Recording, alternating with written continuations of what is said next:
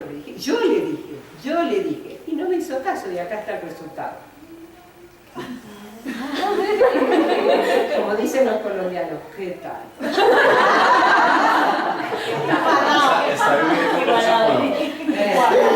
Estoy aprendiendo. Me falta cantar la pava. La pava corpora, ya voy a aprender. Entonces, ¿por qué digo esto?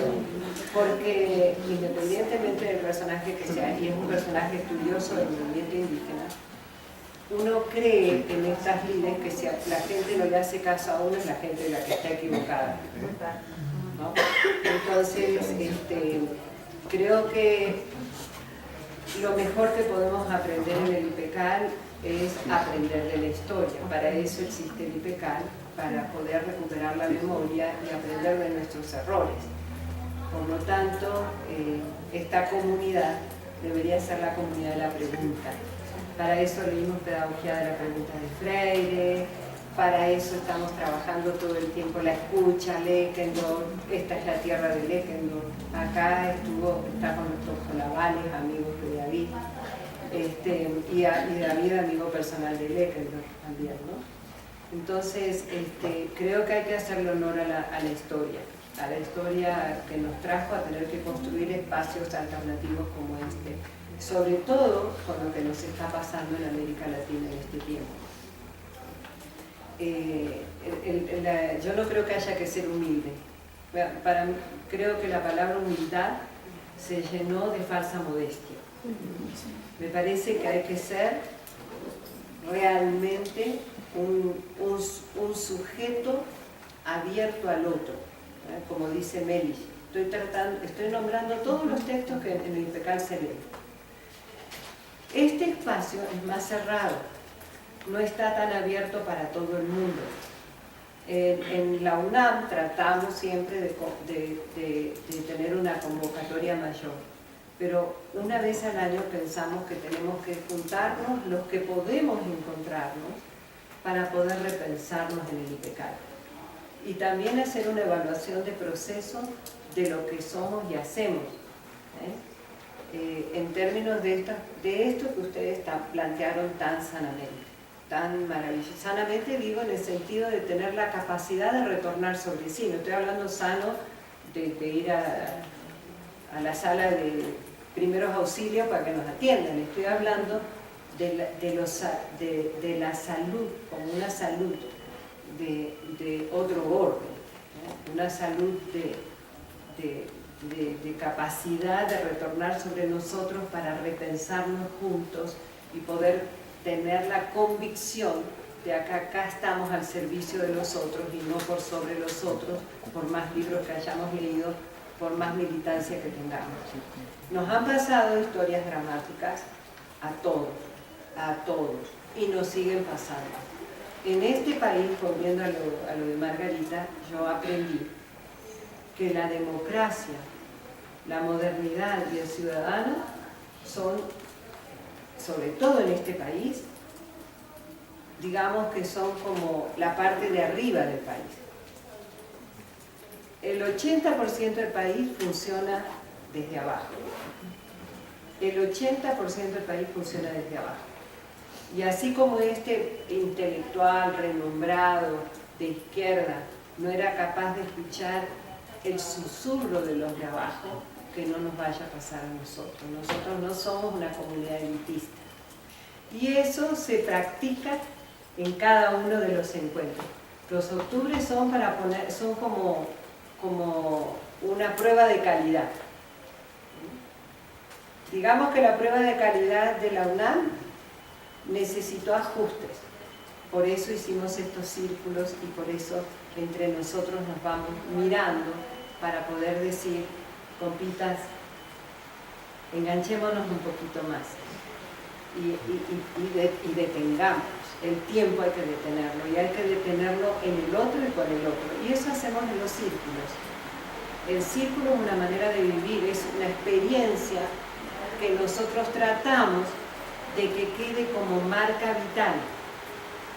Hay marcas vitales que nos marcan desde el sufrimiento y el dolor, pero hay marcas vitales que nos marcan esas de sufrimiento y dolor nos marcan de por vida y así y nos relacionamos desde ellas. En el IPECAR lo que aprendemos es a exorcizarlas y a transformarlas en dispositivos de buen vivir. Porque buen vivir, lamentablemente manipulado por las agencias internacionales, no es eso que nos dicen.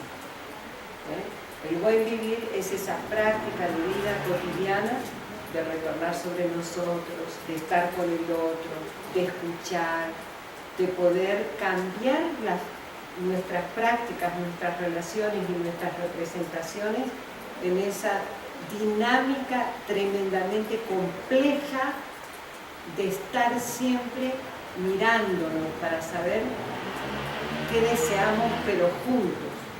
Entonces, esto no es menor y por eso el círculo de reflexión es un lugar tan difícil donde hay que aprender a hablar, donde hay que aprender a escuchar, donde hay que aprender a tener colita silla y escuchar a aquel que creo que es un tarado porque no llegó a donde yo llegué. Y eso lo hacemos más de lo que creemos. Entonces, yo estoy feliz de que toda la comunidad haya podido hacer el encuadre para lo que viene. Que toda la comunidad haya podido tomar los comentarios de los pasillos, de los lugares de conversación más relajada, para comprender que esos no son los lugares donde tenemos que construir. Son esos, pero también y fundamentalmente estos donde estamos en un formato que nos exige exorcizar el silencio y el secreto. Porque en la medida en que lo hagamos acá, lo vamos a poder hacer en otro lado. En la medida en que lo hagamos acá, vamos a poder tener paciencia en otros lados. Paciencia como práctica política. Porque estos tiempos son tiempos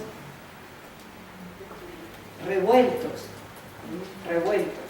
Y cuando digo revueltos, estoy haciendo referencia a Julia Kristeva, una mujer luchadora que viene del Partido Comunista, que llega exilada a Francia, que estudia con los grandes pensadores franceses y llega a la conclusión que el porvenir es la revuelta. Como ese texto que también leyeron ustedes de Julia Kristeva. El porvenir es la revuelta. Y la revuelta es la capacidad de la revolución, dice ella, después de haber pasado la revolución bolchevique, después de haber pasado esas grandes traumas en Europa, ella dice, la revolución empieza con la capacidad de revolverse del propio sujeto. Si el sujeto no tiene capacidad de revuelta, es imposible que haya una revuelta en términos sociales.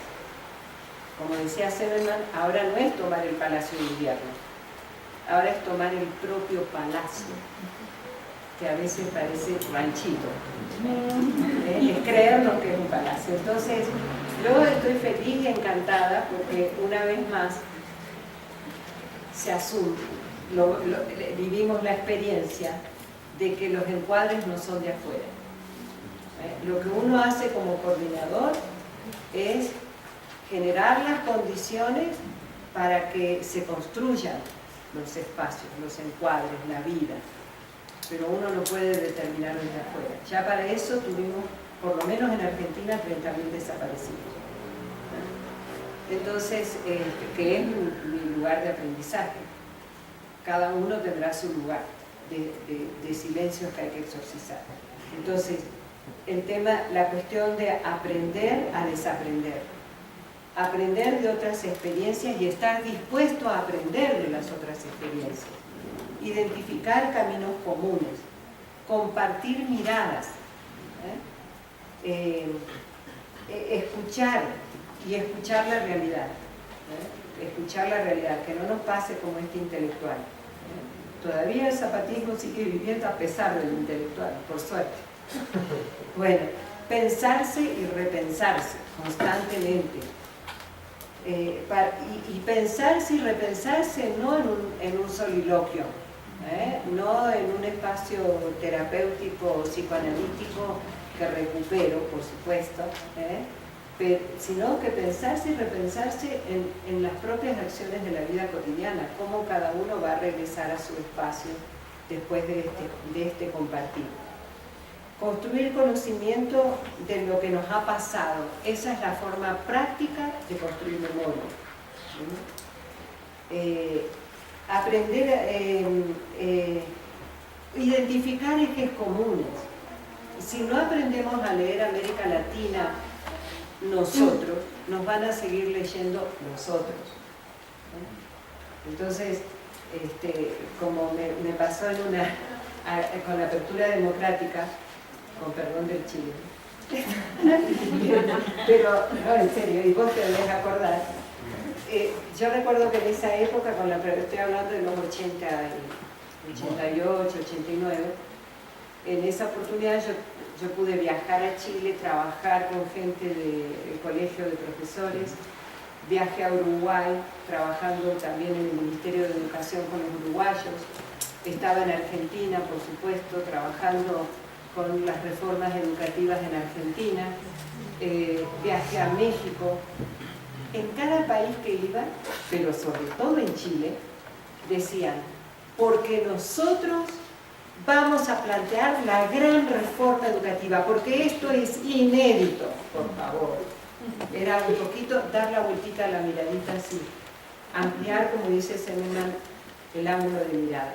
Esa es la gran ganancia de la época. Cada vez más individual, cada vez más frontera, cada vez menos capacidad de mirar al otro. Y cuando digo otro sujeto de otro país. Entonces, las agencias internacionales dicen lo que tenemos que hacer y nosotros no tenemos capacidad.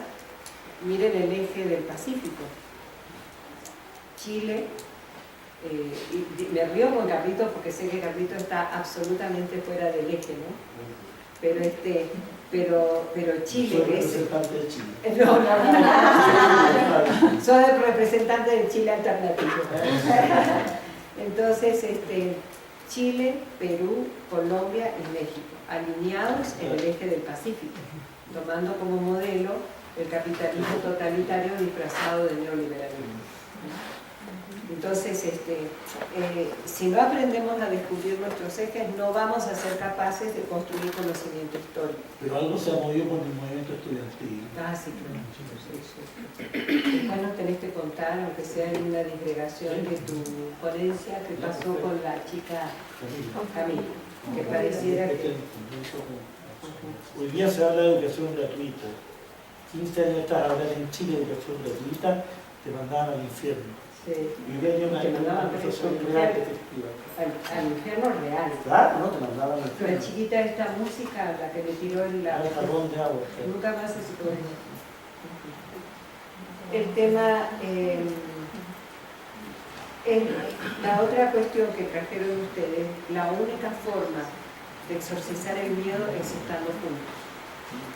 Y ese estar juntos nos va a permitir tener palabra diferente, ¿no? Como organización, como comunidad, ¿no? La apuesta es por la comunidad.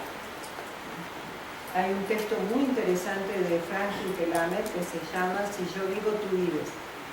Se los hiper recomiendo, está en la página del IPECAL. Él es un economista, teólogo de la liberación.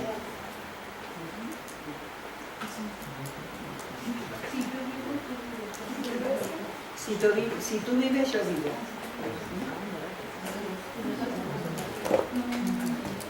Y por último, para cerrar, quería decirles, pues, no sé qué de los grupos trajo, creo que fue Estela que habló de nos presentamos.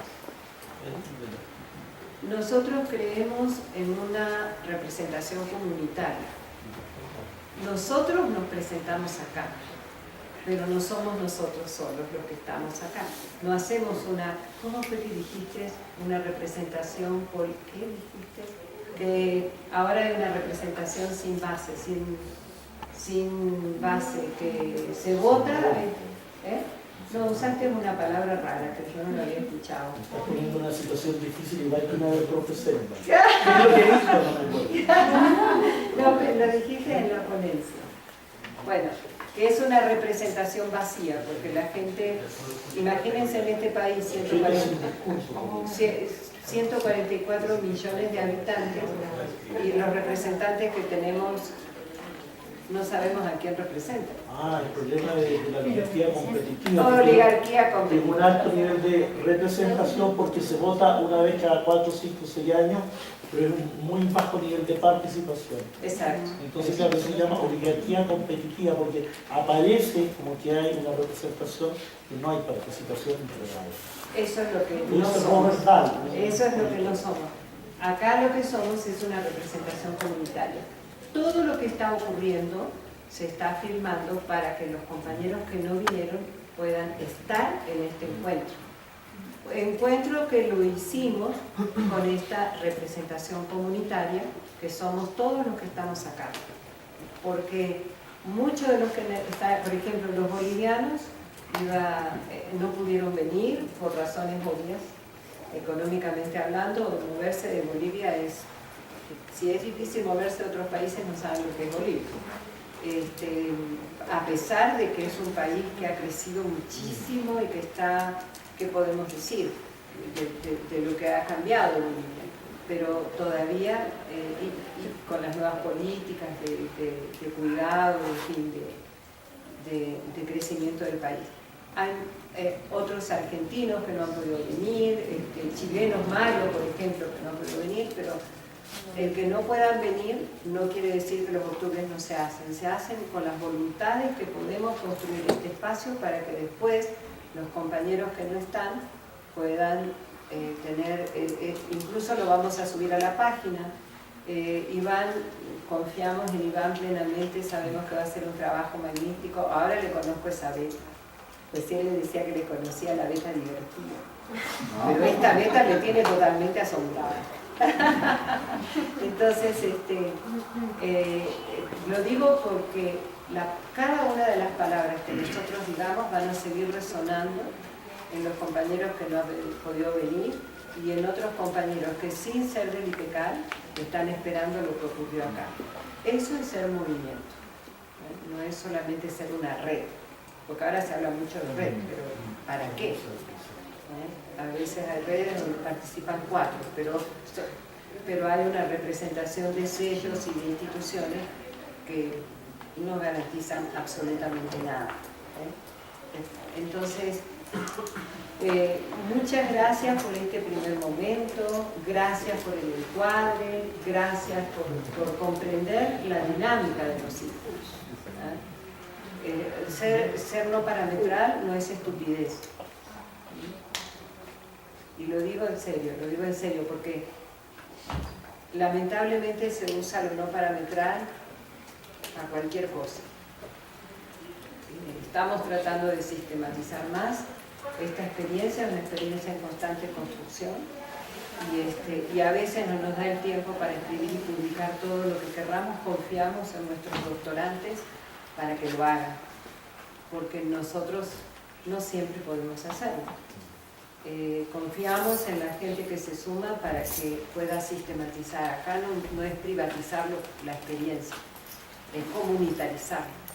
Cada uno que escribe algo de lo que ocurre acá, ganamos todos. Cada uno que es capaz de hablar de las cosas que hay que sentir diciendo, ganamos todos. Cada palabra silenciada, perdemos todos. En términos de pequeña comunidad, pero en términos de países. Entonces, lo no parametral no quiere decir nosotros hablamos, en vez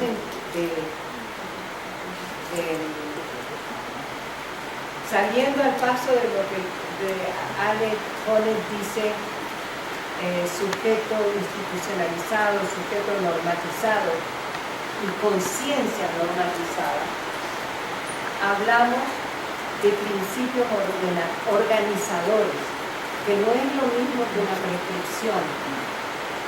Por eso digo, no es estupidez hablar de lo no parametral. Lo no parametral es crear formas de prácticas sociales que no respondan a lo dado por el orden dominante como la única forma de convivencia social. El sistema educativo nos enseña que hay una sola forma de organizar, para eso existe el sistema educativo, de organizar la vida social, para eso están los sociólogos. ¿Dónde están? Los sociólogos que inventan la...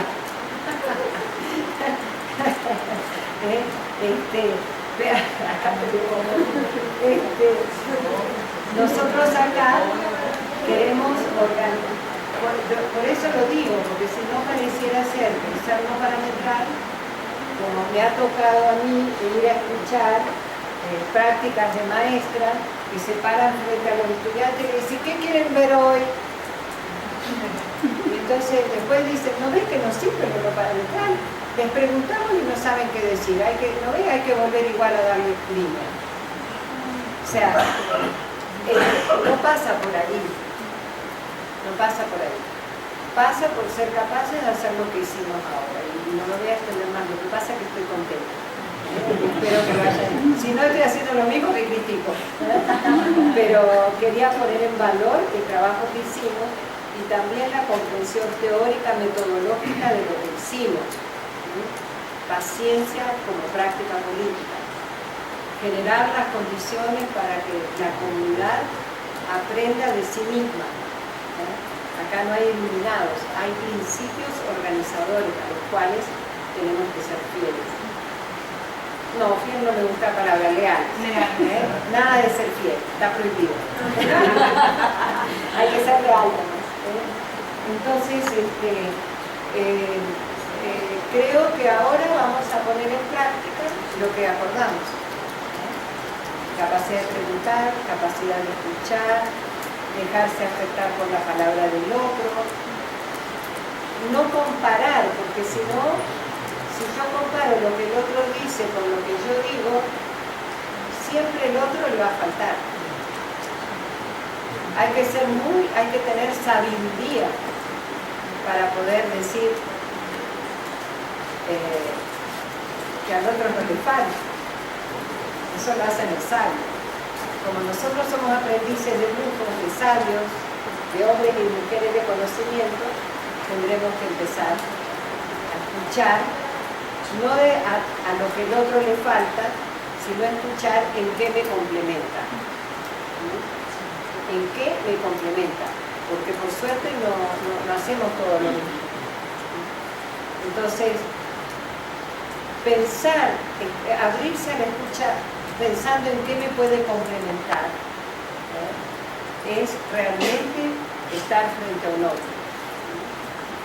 Si Hitler hubiera pensado que los judíos lo complementaban, quizás no hubiera habido Auschwitz.